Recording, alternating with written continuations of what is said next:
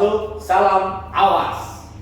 Selamat bertemu dengan kami di podcast Bawaslu Gunung Kidul. Podcast informatif untuk mengawasi.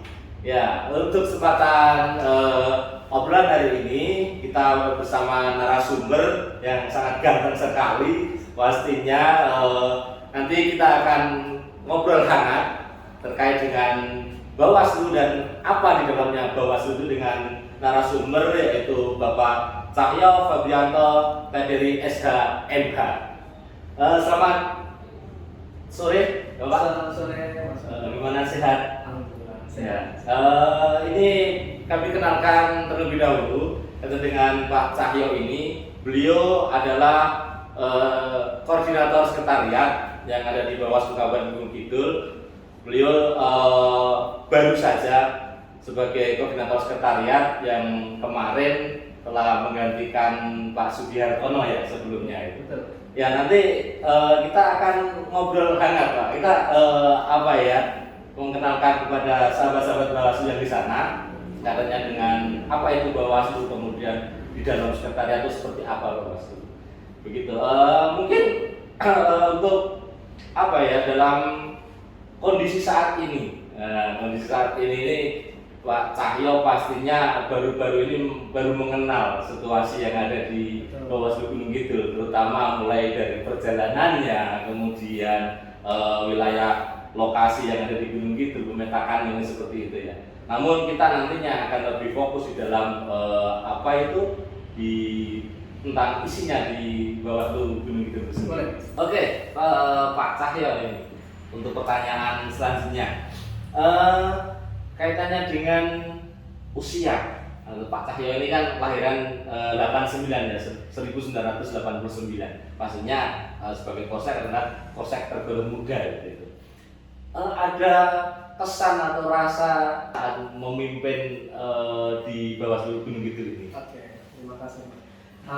Keadaan yang demikian, pertama saya jadikan tantangan, sebagai tantangan sekaligus trigger. Trigger bagi saya untuk menunjukkan kinerja saya agar lebih baik. Setelah saya jadikan tantangan, yang kedua biasanya saya jadikan itu senjata. Senjata kenapa? Karena dengan usia saya tentu saya harus mempunyai minimal mobilitas yang lebih tinggi daripada teman-teman yang lain. Itu yang pertama. Yang kedua, saya juga minimal bisa membaur ke kanan ke kiri, bisa membaur dengan siapapun, bisa membaur dengan teman-teman staf semuanya tanpa ada batasan. Kemudian yang ketiga, saya juga nanti yang penting menunjukkan kinerja.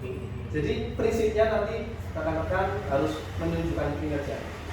Manakala kinerja yang ditunjukkan oleh rekan-rekan, maka percayalah bahwa orang lain tidak akan mempermasalahkan berapa usianya. Iya. Manakala kinerja yang Anda tunjukkan, orang lain tidak akan mempermasalahkan apa lulusan Anda. Iya. Intinya kinerja. Coba gitu. Jadi terkait dengan usia itu bukan menjadi masalah ya, yang pasti bisa menunjukkan gimana kinerja kita, gimana kita ditempatkan di instansi mana atau bekerja di mana saja. Itu seperti itu ya. Iya. Apalagi lebih energik ini seperti itu ya Pak. Luar biasa sekali. Jadi ada manajemen ya, mungkin manajemen dari target-target yang apa yang akan dikerjakan, ini seperti itu ya Pak ya.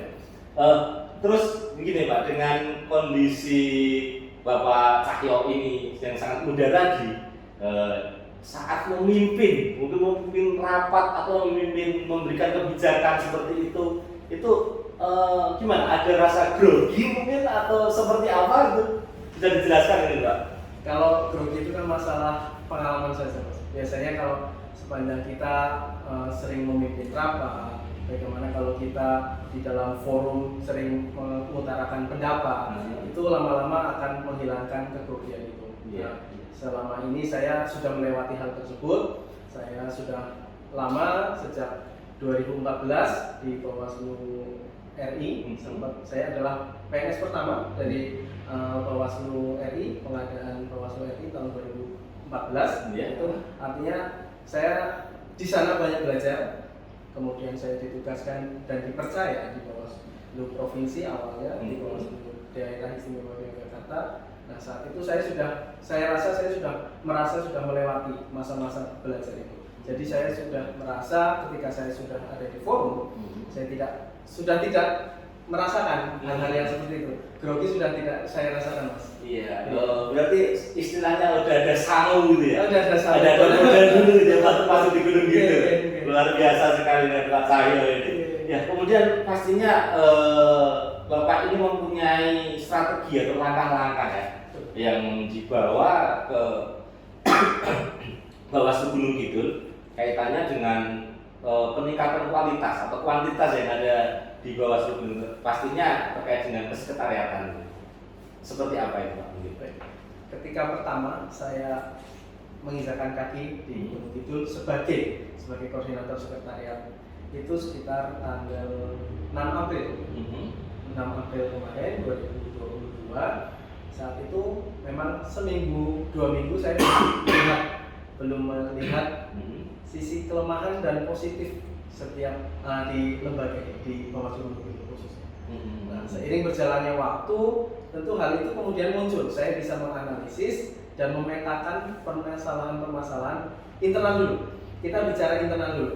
Kita analisis permasalahan internal, kira-kira apa dan kurangnya di mana. Nah, berdasarkan pemetaan analisis tersebut, permasalahan kita coba tawarkan solusi manajemen kepegawaian seperti itu, Mas. Misalnya saya pikir di Bawaslu Gunung Kidul permasalahannya mungkin sama dengan Bawaslu yang lain di kabupaten yang lain, yaitu jumlahnya yang sangat minim ya. Itu menjadi permasalahan klasik. Jumlahnya yang sangat minim, namun dengan beban kerja yang cukup tinggi. Nah, bagaimana saya mengendalikan itu? Bagaimana saya bisa memanajemen itu agar semua teman-teman yang berada di Bawaslu Gunung Kidul bisa tetap bekerja dengan nyaman, tentu bekerja dengan bahagia, bekerja dengan nyaman, dengan pembagian tugas yang porsinya dapat dibilang adil. Iya, jadi untuk peningkatan kualitas kait dengan sekretariat kualitas dari SDM-nya ya, SDM dan sekretariat Bawaslu Gunung Kidul sendiri, dari Bapak tadi menyampaikan tentang pembagian tugas, kemudian adanya suatu istilahnya terobosan-terobosan yang Bapak sampaikan tadi mungkin untuk korsek yang muda, untuk stamina-nya ditingkatkan seperti itu ya Pak ya. Ya, kemudian ini Pak, terkait dengan sebutan korsek di Bawaslu sendiri, di Bawaslu terutama di kabupaten kota itu untuk DIY sendiri ataupun ada yang menyampaikan ada yang kasek, ada yang korsek, itu bisa menjelaskan mungkin terkait dengan korsek dan kasek seperti itu. Sedikit saya jelaskan Mas bahwa sebelum lahirnya istilah itu, saya tahu itu lahir ketika sebelum Undang-Undang Nomor 7 Tahun 2017. Jadi dia ada di Undang-Undang Nomor 15 Tahun 2011. Ada pasal yang menyebutkan bahwa Bawaslu Provinsi dan Bawaslu Kabupaten itu dipimpin oleh Kepala Sekretariat. Kepala Sekretariat. Nah, pengisian Kepala Sekretariat itu harus melalui peraturan perundang-undangan yang berlaku. Nah, namun pada berjalannya waktu ada putusan MK nomor 48 tahun 2019 yang akhirnya menyatakan pada intinya Bawaslu Kabupaten Kota itu bersifat mandiri, bersifat tetap gitu. Bukan ad hoc lagi.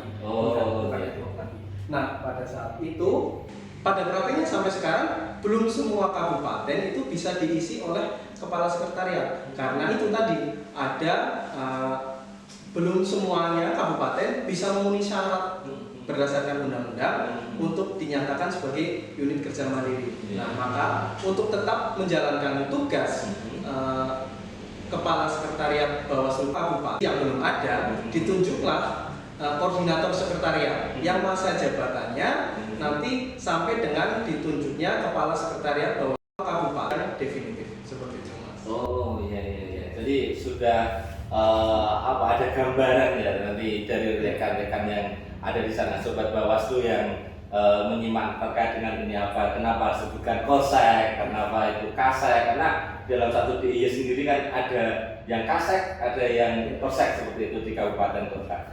Dan inilah satu lagi yang menjadi apa ya istilahnya itu harus diinformasikan kepada sahabat Bawaslu terkait dengan Bawaslu, sebutan Bawaslu, karena banyak yang belum mengenal terkait dengan Bawaslu. Ada yang menyebut Banwaslu, ada yang menanyakan terkait dengan Panwaslu. Bahkan kita sendiri yang memakai seragam sendiri masih disebut dengan Bawaslu itu adalah KPU sendiri. Mungkin bisa menjelaskan ini dari Pak Cahyo sendiri untuk sobat yang ada di rumah. Jadi nanti untuk Bawaslu itu adalah sebutan bagi pengawas pemilu yang bersifat permanen, seperti Bawaslu RI untuk pengawasan seluruh NKRI, Bawaslu Provinsi untuk pengawasan tingkat provinsi, kemudian Bawaslu Kabupaten untuk pengawasan di tingkat kabupaten atau kota. Nah, untuk sebutan Panwaslu itu adalah sebutan pengawas pemilu yang masih bersifat ad hoc atau tidak tetap. Iya, berarti sebutan Bawaslu dari kabupaten ke atas, kemudian Panwaslu dari kabupaten ke bawah. Mungkin seperti itu lebih apa ya, lebih. Itu pasca adanya putusan MK nomor 48 tahun 2019. Oh iya, seperti itu.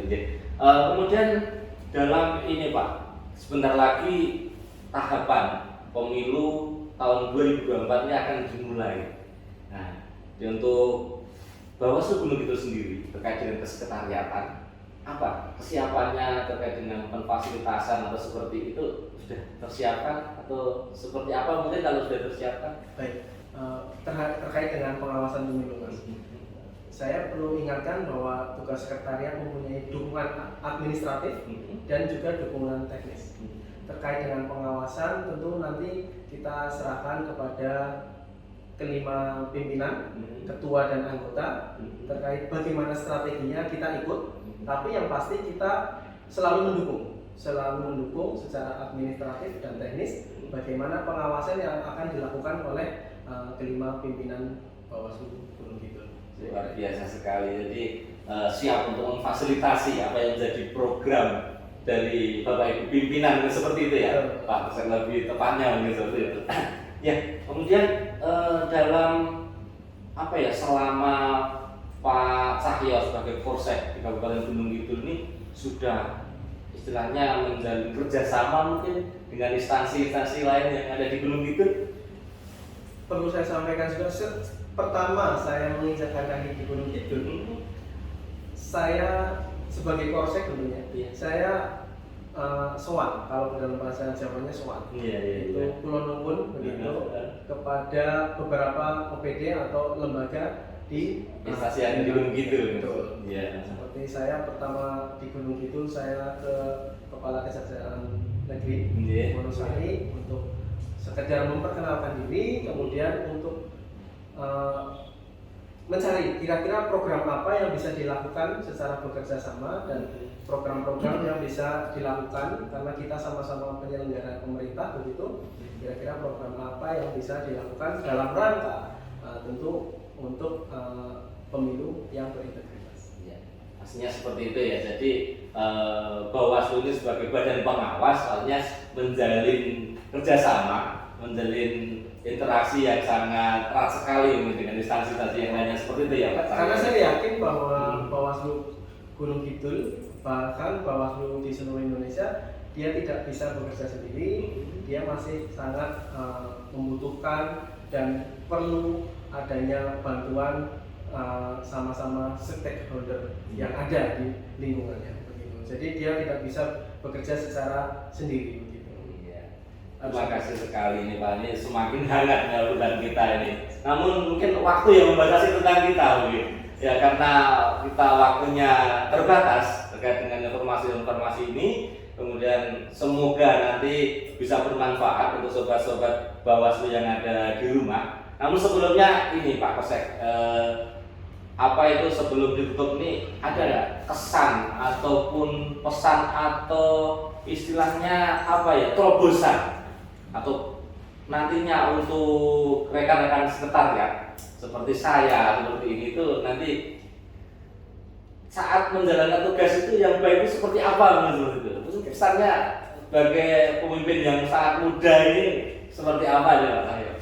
Setidaknya mungkin saya selalu mempraktekkan beberapa hal berikut, Mas.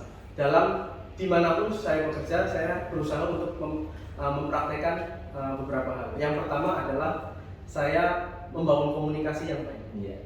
Tentu komunikasi adalah menjadi kunci. Ketika komunikasi terjalin dengan baik, tentunya diharapkan semua permasalahan-permasalahan itu bisa muncul dan kemudian bisa kita selesaikan bersama. Yang kedua, saya membangun sikap yang positif. Saya berharap dimanapun saya berada, aura positif itu yang muncul. Jadi kehadiran saya di sebuah institusi itu saya berharap agar bisa dicari begitu. Karena saya berusaha untuk menjadi sosok yang positif begitu. Kemudian saya bukan memerintah, tapi saya adalah mengajari, Mas. Saya lebih mengajari. Kalau ada permasalahan di tataran bawah, saya berusaha untuk mengajari teman-teman bagaimana memecahkan sebuah masalah tersebut. Kemudian saya juga selalu berusaha untuk meminta dan memberikan feedback terhadap segala kebijakan saya lakukan. Saya Menerima koreksi seperti Betul. itu ya. Iya, jadi tidak anti protes lah. Betul. Iya. Jadi saya punya ini, Mas, kata-kata yang setelah saya dari pusat tentu kemudian saya renungkan sejenak mengapa saya kemudian turun ke provinsi, kemudian turun ke kabupaten. Saya ini murni pemikiran saya, Mas. Saya beberapa kali merenungkan terhadap perjalanan karir saya begitu kan. Nah, ini mungkin bisa menjadi semacam penyemangat buat teman-teman. Jadi untuk menjadi seseorang yang besar dalam memimpin itu mungkin bisa dimulai ketika orang itu mengetahui permasalahan-permasalahan yang kecil. Ya, jadi untuk menjadi orang yang besar dia harus dimulai dari mengetahui permasalahan-permasalahan yang kecil. Nanti dari situ ketika teman-teman sudah berada dalam posisi puncak, teman-teman bisa mengeluarkan kebijakan-kebijakan berdasarkan permasalahan kecil-kecil yang tadi. Jadi kebijakan yang dikeluarkan nanti tentunya selaras dengan permasalahan yang ada begitu. Luar biasa sekali. Jadi memang tidak salah ini Pak Cahyo ini sebagai Korsek yang muda mempunyai beberapa terobosan gitu. Semoga membawa Bawaslu Gunung Kidul semakin hangat lagi kekeluargaannya, kemudian semakin meningkatkan kerjasamanya yang sangat luar biasa yang ada di Gunung Kidul ini. Begitu Pak Cahyo, terima kasih sekali untuk waktunya. Di lain kesempatan mungkin kita akan ngobrol lagi lebih hangat lagi, memberikan informasi-informasi yang lebih kepada sahabat-sahabat Bawaslu. Begitu, mungkin ada kesan lagi sebelum kita untuk obrolan ini kita selesaikan mungkin? Saya kira Cukup ya, terima kasih sekali. Ya, terima kasih sekali untuk